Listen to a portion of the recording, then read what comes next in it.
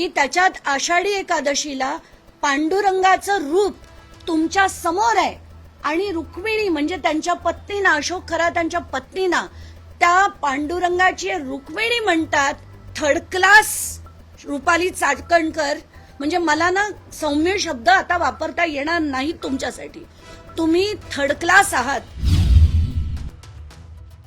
आणि अशा बाईंना ज्या इतके अघोरी प्रकार करतात त्या बाईंना मला एकच सांगायचंय, खबरदार तुम्ही पांडुरंगाचं नाव जरी काढलं तर.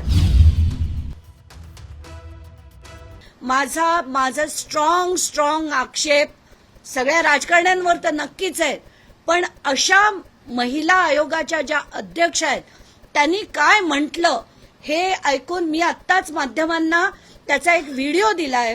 तो व्हिडिओ कृपया प्ले करा. त्याच्यात त्या म्हणतात की आत्ता आषाढी एकादशी झाली, त्या व्हिडिओमध्ये म्हणतात, तर ज्यांना पांडुरंगाचं दर्शन घेता आलं नाही तर ते पांडुरंगाचं दर्शन इथे घ्यावं. आणि या व्यक्तींना ते पांडुरंगाशी कंप्लेंट करतात. हे मला अतिशय शॉकिंग वाटतंय. माझा फोन कुठेतरी राहिला, मला वाटतं आत राहिला असेल, नाहीतर मी हे तुम्हाला ऐकवलं असतं की त्याच्यात आषाढी एकादशीला पांडुरंगाचं रूप तुमच्या समोर आहे आणि रुक्मिणी म्हणजे त्यांच्या पत्नीना, अशोक खरा त्यांच्या पत्नीना त्या पांडुरंगाची रुक्मिणी म्हणतात. थर्ड क्लास रुपाली चाकणकर, म्हणजे मला ना सौम्य शब्द आता वापरता येणार नाही तुमच्यासाठी. तुम्ही थर्ड क्लास आहात. आणि अशा बाईंना ज्या इतके अघोरी प्रकार करतात त्या बाईंना मला एकच सांगायचंय, खबरदार तुम्ही पांडुरंगाचं नाव जरी काढलं तर आता तुमच्या विरुद्ध लढायला महाराष्ट्राच्या प्रत्येक स्त्रीने हजर झालं पाहिजे. आणि जर येत्या 24 तासाच्या आत मुख्यमंत्र्यांनी यांचा राजीनामा घेतला नाही तर मी आव्हान करेन सगळ्या जनतेतल्या सगळ्या महिलांना की अशी जर महिला आयोगाचे अध्यक्ष असेल आणि त्या जर असा उदो एका व्यक्तीचा करत असतील तर महिलांना सुद्धा असं वाटेल की नाही, हा माणूस चांगला असेल, कदाचित यांच्याकडे जाण्यात काही गैर नाही. आणि अशात या असंख्य महिला अडकल्या असतील आणि ह्याचा दोष हा याच महिलांना म्हणजे रुपाली चाकणकरांना दिला पाहिजे. यांना 24 तासात बडतर्फ करा, राजीनामा नाही, बडतर्फ करा, नाहीतर आम्ही आव्हान करू तारीख आणि वेळ देऊन. महाराष्ट्राच्या सगळ्या महिला नेत्यांना मी विनंती करेन की यांच्या विरुद्ध आपण एक मोठं आंदोलन केलं पाहिजे. जोपर्यंत ही बाई त्या महाराष्ट्राच्या अध्यक्षता पदावरनं जात नाही तोपर्यंत तिथे ठिय्या आंदोलन आपण दिलं पाहिजे असं मी आज जाहीर करते. महाराष्ट्राच्या उपमुख्यमंत्री, मुख्यमंत्री सगळ्यांना माझी विनंती आहे, सुनेत्रा पवारांना माझी विनंती आहे, तुम्ही एक महिला आहात, अशी बाई तुम्हाला महिला आयोगाच्या अध्यक्षपदी चालेल का? नसेल तर तुमच्या पक्षात आहेत, तात्काळ त्यांना बडतर्फ करा, राजीनामा नाही बडतर्फ करा असं सुनेत्रा पवारांना मी आवाहन करेन. आणि गृहमंत्री जर आज काही बोलले नाहीत तर त्यांना मी गृहमंत्री पण म्हणणार नाही, त्यांना मुख्यमंत्री पण म्हणणार नाही. आणि महिलांचा इतका म्हणजे किळसवाणी घाण वाटली. काल मी त्यातले जे काही 1-2 व्हिडिओ बाहेर आले होते मी त्याच्यातले असंख्य व्हिडिओ बघितले आणि म्हणून हा इतका मनस्ताप झालाय मला. त्याचे जे फोटो बघितले, व्हिडिओ बघितले, अतिशय घाण वाटली.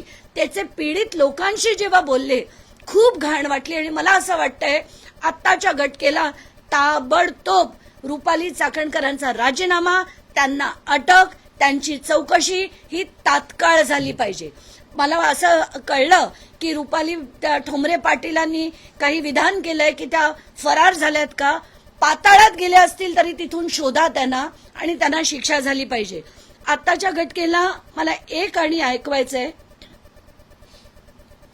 ते जे बोलल्या हे लोकांपर्यंत खरंच गेलं पाहिजे.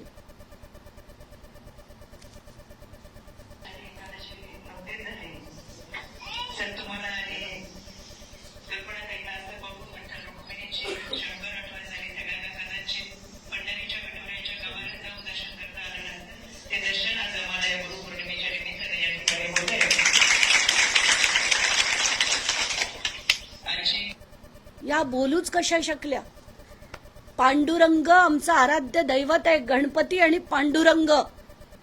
आणि अशी माणसं जी अगदी साडी घेऊन अगदी व्यवस्थितपणे वागायला जातात, लोकांच्या म्हणजे पाया पडतानाचे मी आधी व्हिडिओ बघितले, त्यांचे सगळे अक्षरशः विचित्र असे, म्हणजे कोणाला भरवताना, कोण भरवून घेताना हे व्हिडिओ सुद्धा बघून त्रास झाला, हे फोटो बघून त्रास झाला. आणि मला असं वाटतं आता सुषमा अंधारे यांनी सुद्धा त्यांनी अनामिका कापून घेतली. ती कधी कापली, 3 महिने त्याच्यावर बँडेज होतं, या सगळ्या गोष्टी ज्या मांडल्या, हे सगळं बघितल्यानंतर महाराष्ट्रातल्या प्रत्येक महिलांचंच नाही तर पुरुषांचं सुद्धा डोकं उसळलं पाहिजे आणि तात्काळ या व्यक्तीला अध्यक्षपदावरनं काढा, अटक करा, अशी माझी पहिली मागणी. आणि कुठच्याही प्रकारे हे जे प्रकरण आहे ते दाबलं गेलं नाही पाहिजे. याचे आता असंख्य खुलासे, कारण आज एक झालं, उद्या एक येणार आहे आणि सोमवारी एक येणार आहे. हे असंख्य पाठोपाठ मी करत जाईल जोपर्यंत हे सगळे खुलासे महाराष्ट्रापर्यंत येत नाही. आणि सगळ्या जनतेला हात जोडून विनंती की याच्या पुढे अशा बाबा, टाबा, तांत्रिक, मांत्रिक यांच्या जाळ्यात कृपया अडकू नका. जी घाण हे लोक करतात, आपल्या धर्माविरुद्ध जे धर्माचा वापर करून हे जे प्रकरण होतं, मला याची किळस आली आहे. आणि माझी विनंती आहे सगळ्यांना की अशा याच्यात प्लीज आपल्या धर्माला अडकवू नका. बस मी आता इथेच थांबते. कोणाचे प्रश्न असतील तर विचारा. काही लैंगिक शोषणचे 100 पेक्षा अधिक व्हिडिओ असल्याचं धक्कादायक बाब समोर आली. 100 पेक्षा काय, मी तर म्हटलं शेकड्यांनी. आत्ताच्या घटकेला जेवढी प्रकरणं येत आहेत, त्याच्या ज्या स्त्रिया पुढे येत आहेत, अजूनही पूर्ण सगळे यायला तयार नाहीयेत, काही काहीच झाल्या आहेत, तर ती शेकड्यांनी प्रकरणं आहेत. याच्यात काडी मात्रही शंका नाहीये. त्या 58 व्हिडिओज तर फक्त यांना मिळाले आहेत.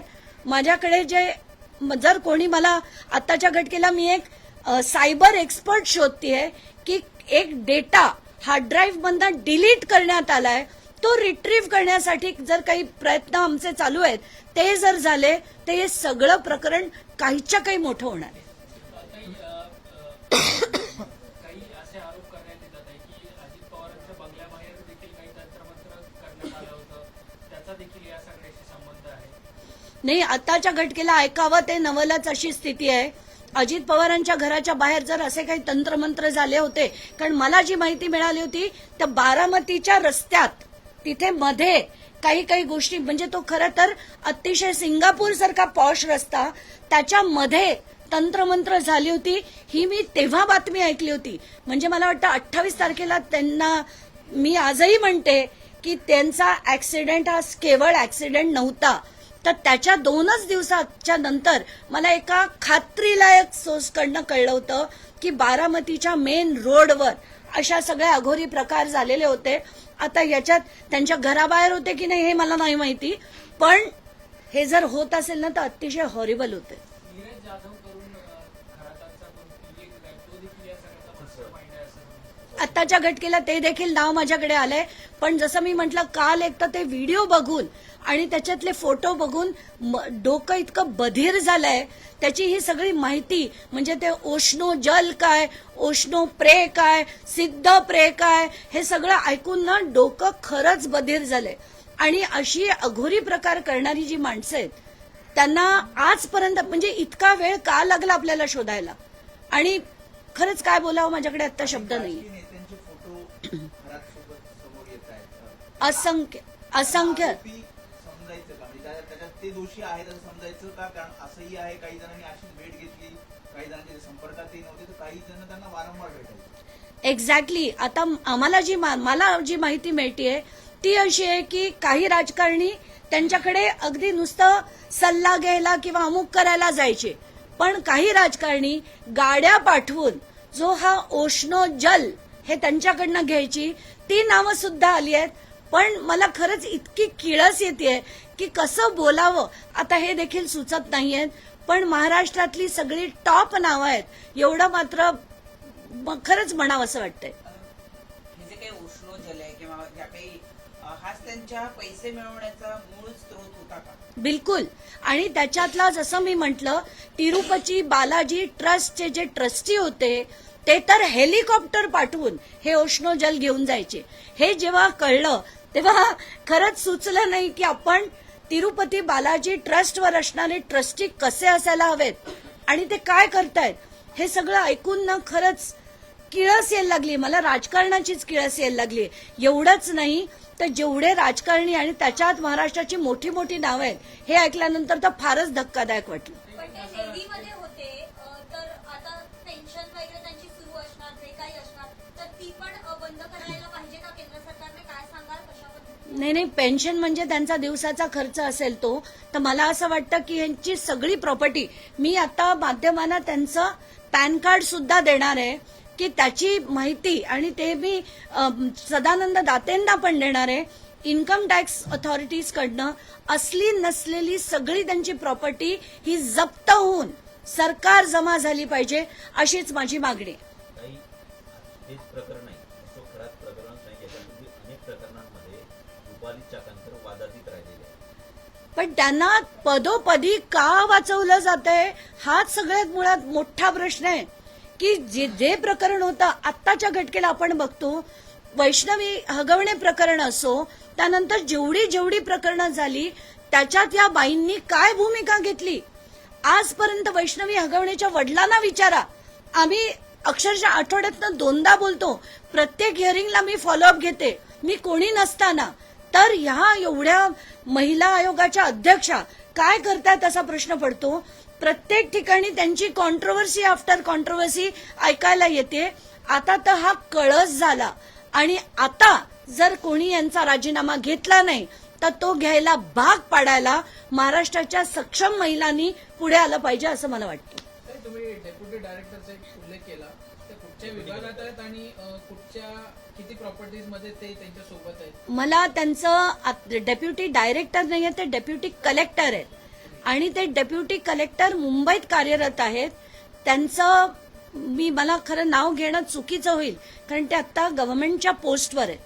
तर त्यांचे जे प्रॉपर्टीचे डिटेल्स आहेत तर सातबाऱ्यावरचं नाव आहे ते आता माझ्याकडे एक आहे, पण त्याची सगळी माहिती जसं मी म्हटलं उद्या काही येणार आहे, सोमवारी काही येणार आहे, तर त्या पुढच्या प्रेस कॉन्फरन्समध्ये मी नक्कीच सांगेन.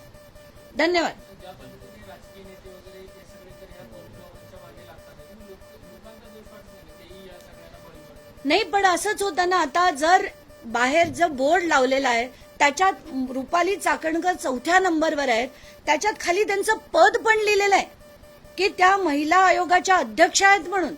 तर त्या जर एका बोर्डवर असतील तर अशा व्यक्ती म्हणजे ज्या त्याच्या चेअरमनवर कोणी का आक्षेप घेईल आणि लोक त्यांना भीती नाही वाटणार, त्या महिलांना सुद्धा भीती नाही वाटणार. आणि अशात त्या तिथे गेल्या आणि त्यांच्यावर जर लैंगिक शोषण झालं तर त्याला जबाबदार रुपाली चाकणकर आहेत म्हणून त्यांना अटक केलं पाहिजे.